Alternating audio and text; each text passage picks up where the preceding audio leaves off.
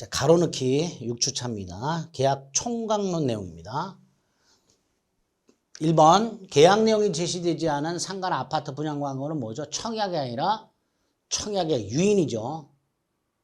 2번은 계약 성립과 관련된 거죠. 상호 교차라고 돼 있죠. 이렇게 부르면 교차 청약이죠. 533조에서 뭐라고 돼 있어요? 양 청약이 모두 도달한 때. 꼭 기억하세요. 양 청약이 모두 도달한 때 계약이 성립하게 됩니다. 자, 3번은 무슨 책임이라고 되어 있는데요. 목적이 불능한 계약을 체결했다라고 되어 있죠. 계약을 체결했는데 목적이 불능해요. 그러니까 원시적 불능이죠. 자, 원시적 불능일 때 그걸 알았거나 알 수 있었던 자가 선의 무과실의 상대방에게 그 계약의 유효를 믿었음으로 인하여 받은 손해. 이게 뭐죠? 신뢰이익이죠. 그 손해를 배상할 책임. 이걸 뭐라 하죠? 535조 계약 체결성의 가시책임이라고 부르죠. 자, 4번은 동생관계 중에서 동생관계 인거, 구분수적 공유관계가 해소된다고 돼 있어요. 각과 을 사이에 1피트 땅을 공유로 등기가 되어 있는데 특정 부분을 독점 사용하고 있는 경우를 구분소유적 공유 상호 명의사기라고 하죠. 이런 구분소유적 공유 관계가 해소가 된다라는 말은 상호 명의상 약정을 해지했다 이런 뜻이에요.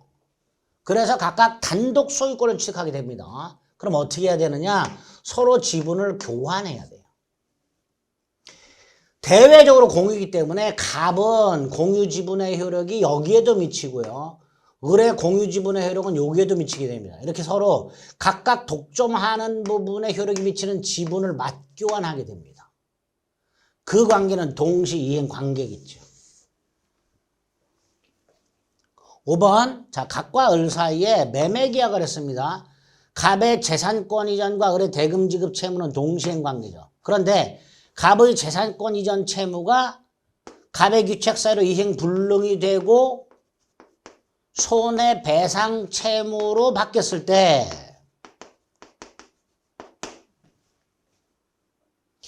을이 갑과의 계약을 해제하지 않는 한 이 갑의 손해배상 채무와 을의 기존 채무는 여전히 동시행관계죠. 따라서 동시행배권은 존속한다 라고 해야죠.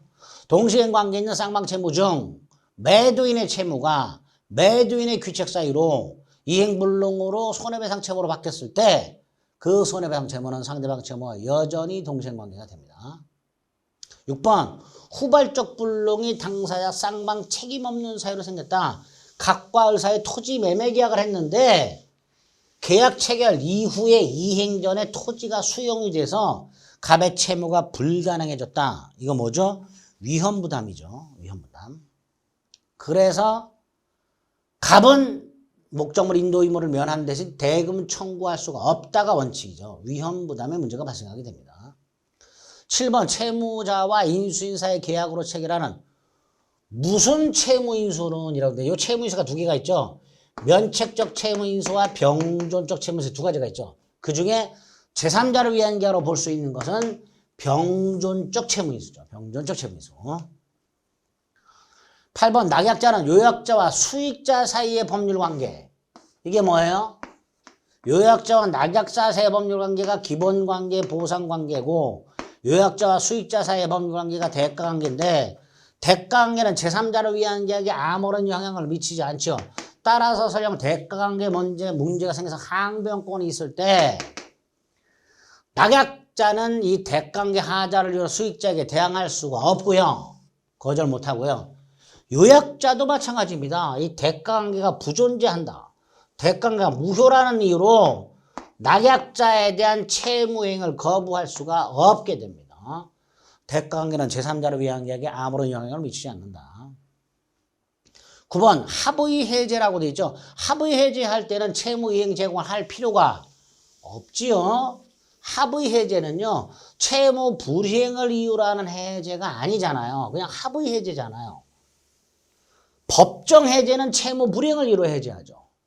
채무 불이행이 되려면 자신 채무 이행을 제공해야 돼요. 그런데 합의 해제는 채무 불이행이 필요 없으니 이행 제공 없이 합의 해제할 수 있죠. 10번 계약이 채무 불이행을 이유로 해제되었을 때 금전의 경우에 반환을 금전에는 언제부터 이자를 가산하죠? 받은 날부터. 받은 날의 다음 날이 아니라 받은 날부터 이자를 가산하죠. 12번 매매대금 채권이 팔렸어요. 각과 을세 매매가 있었습니다. 그 매매대금 채권을 팔았습니다. 그리고 계약이 해제됐을 때 이 매매대금 채권 양수인. 채권 양수인. 채권 양수인은 보호되는 제3자가 아니지요. 계약 해제로 소멸하는 채권을 양수한 사람. 보호되는 제3자가 아니다. 12번 매매 일방예약이라고 되어 있죠. 어느 한 당사자가 예약 완결권을 갖고 있죠. 그 예약 완결권을 행사하게 되면 매매 효력이 생기죠. 언제? 예약을 완결할 의사를 표시하면 그 예약을 완결할 의사를 표시한 때 매매 효력이 생기죠. 13번 계약금 해제. 매도인은 받은 계약금의 100을 상환하는 게 아니라 받기로 한 약정 계약금. 약정 계약금이 1000만 원인데 200만 원만 줬어요.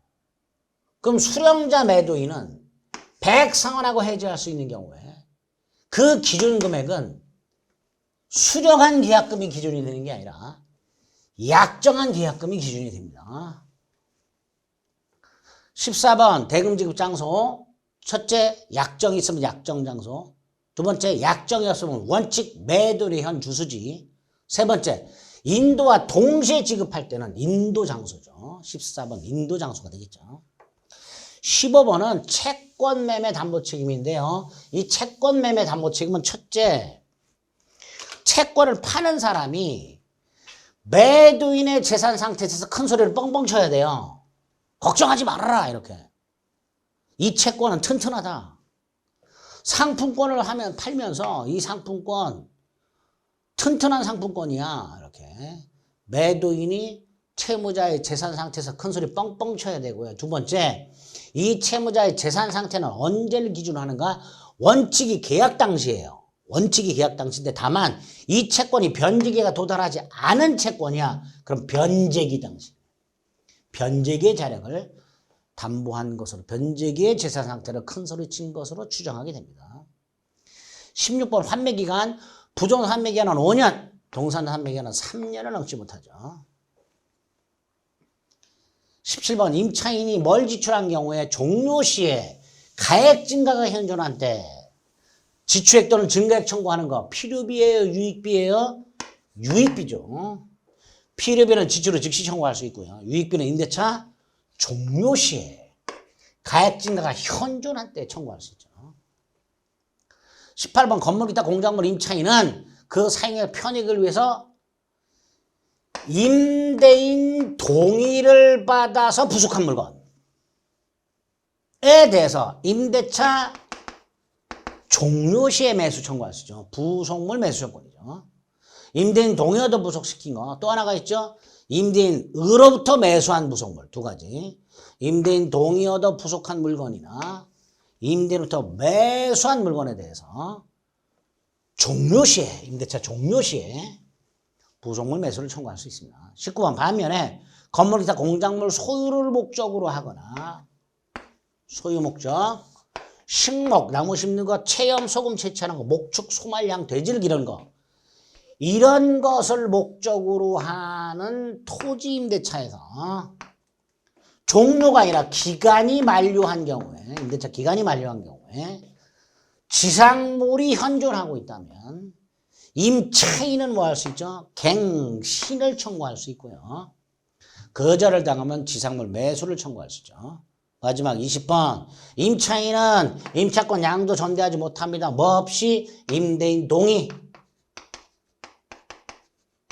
임대인 동의 없이는 임차권을 양도하거나 목적물을 전대하지 못한다.